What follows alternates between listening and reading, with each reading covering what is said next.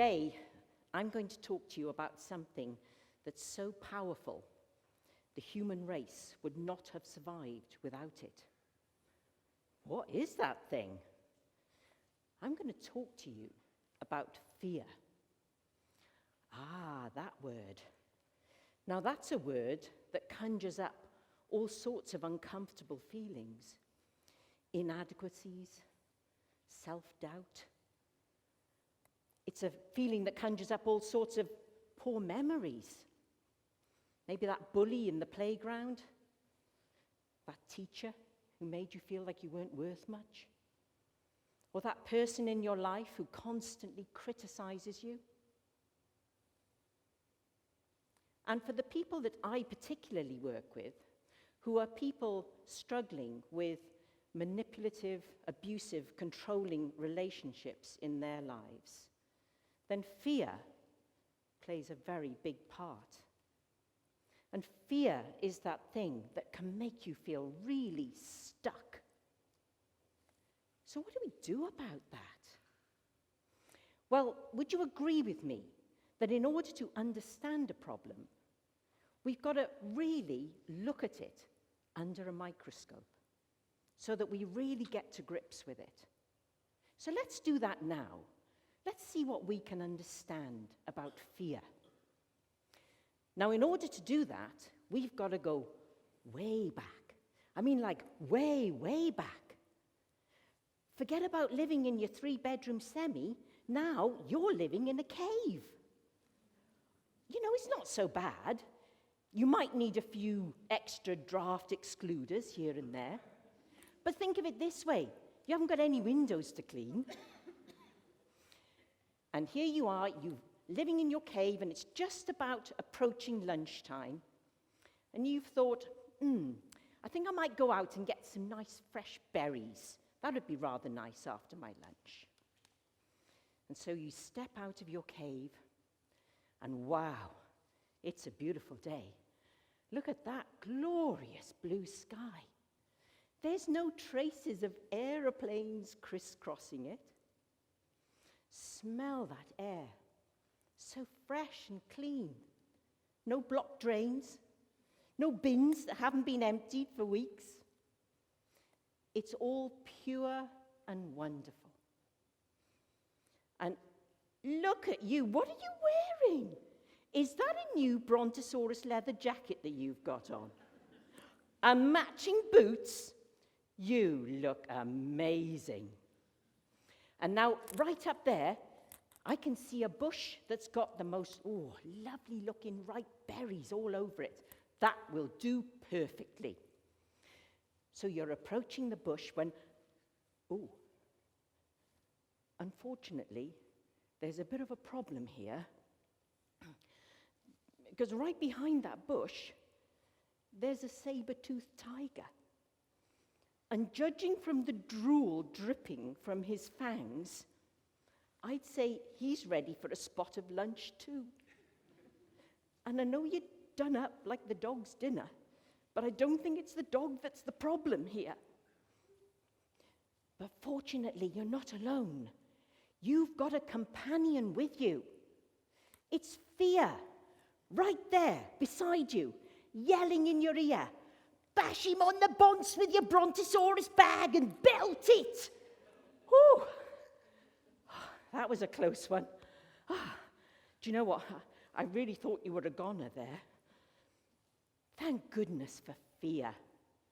I tell you what, fear's like a real superhero. Fear saving the human race. It's like Superman, or Batman, or Sir David Attenborough. Now, this is a fantastic achievement that fear has made for us. So you could kind of forgive fear if you thought, right, I've done my bit. Time to relax a little. And maybe, a spot of retirement. What do you reckon? Maybe you could find him there in the back of your brain, propping up the bar, nursing his pint, hippocampus happy hour, trying to grab the attention of any other passing emotion. Here, did I ever tell you about the time I saved the human race? Yeah, that was me. Oh, yeah. Do you know what they used to call me? The mighty, flighty, or fighty. Yeah, that was me, yeah. Oh, I tell you, we had some laughs back then. We really did, yeah. But, you know, times change, don't they? Yeah. People forget, don't they? Yeah. Well, you know, fear's right. Because times do change, don't they? And when you think about the world where fear was our superhero, to the world that we live in today, it's a much more complex world, lots more distractions, so many more decisions that have to be made.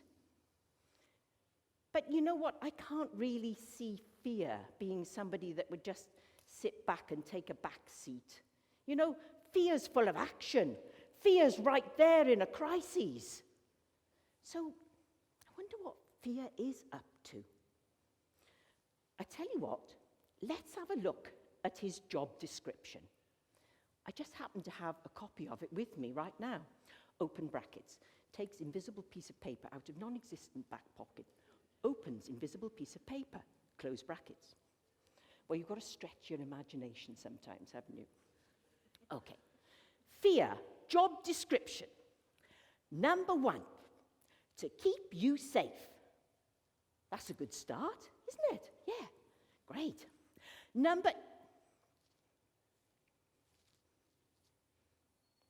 That's it. That's the end of it. Folds invisible piece of paper, puts it into non-existent back pocket, close brackets. So what is fear up to then? Well, let's have a think. What do we have in today's world that is specifically designed to keep you safe? Oh, the health and safety department. That's what fear's doing now. Fear has become the health and safety department in your brain.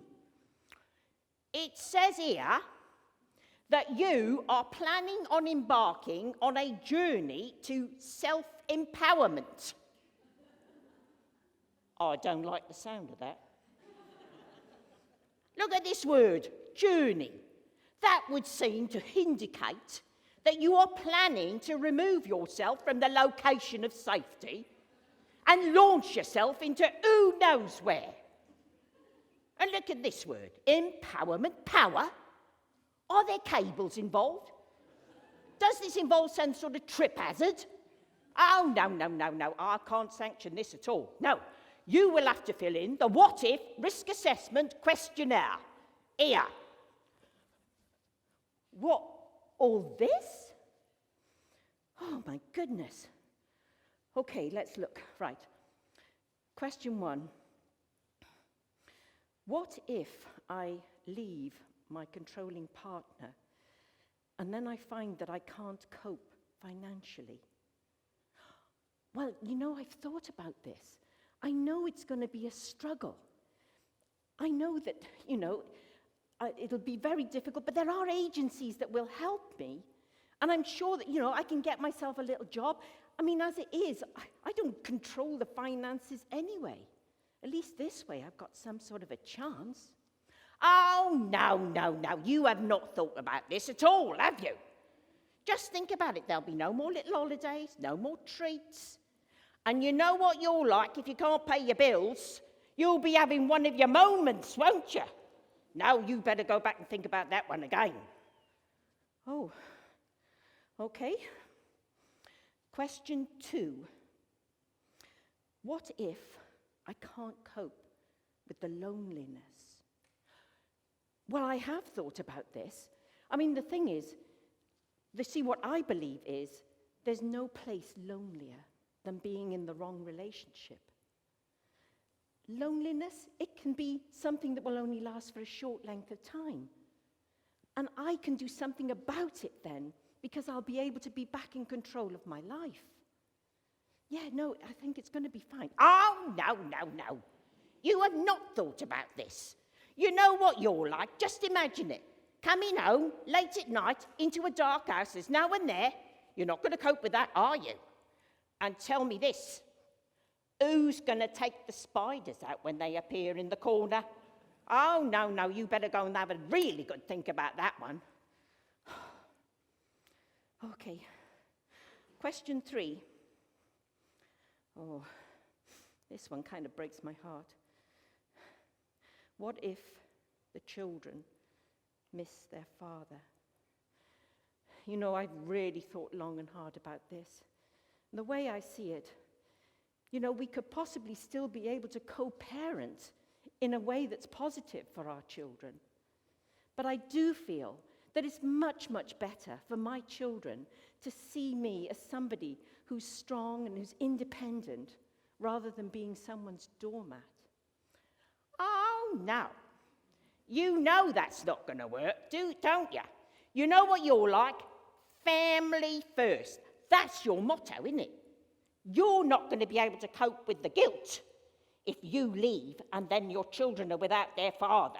No, you really have not thought about this.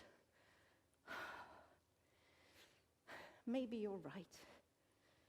Well, look, I've filled in the what-if risk assessment questionnaire as best I can. Here you are. Can you please tell me when you'll be able to get back to me on it?